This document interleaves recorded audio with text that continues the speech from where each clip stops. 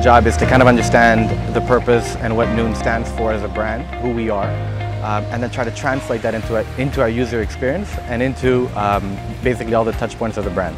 It's been super exciting. I think we're basically on a rocket ship. We're going straight for the moon. We're growing at a pace that is incredible. Right now we're, I would say, in the toddler phase. We're running, we're figuring ourselves out, we're scaling, we're improving day on day on the customer experience, on the assortment of the products. So for us right now, it's just scale, scale, scale, scale, scale, and grow, grow, grow.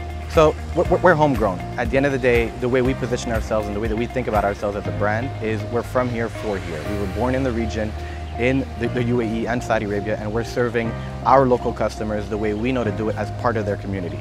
So for us, the way we scale our brand is we do it in a way that is super relevant and familiar to our customers.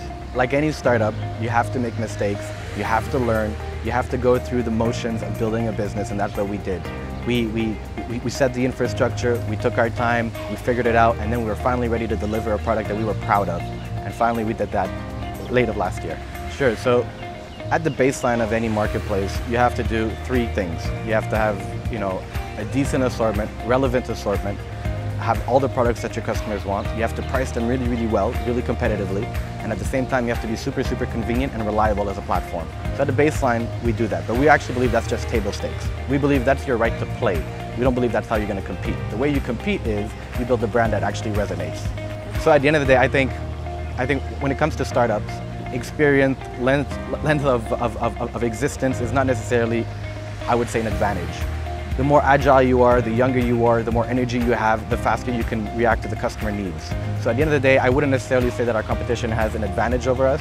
I would say that the more nimble you are, the more energy you have, the more localized you are as a brand, the more ready you are to serve the people that you want to serve. So if I look at the region, as a brand focused primarily on the region, I think it's super exciting to be here now, right? I think the landscape is, in its full bloom. If you see the amount of new players that you have in e-commerce, in the whole marketplace, if you look at tech, fintech, if you look at Step for an example, the way Step has absolutely scaled and grown, I think it's an amazing indicator of just how it's developed. From funds that are available, from talent that is flocking here, to the amount of interest and growth in the sector as a whole.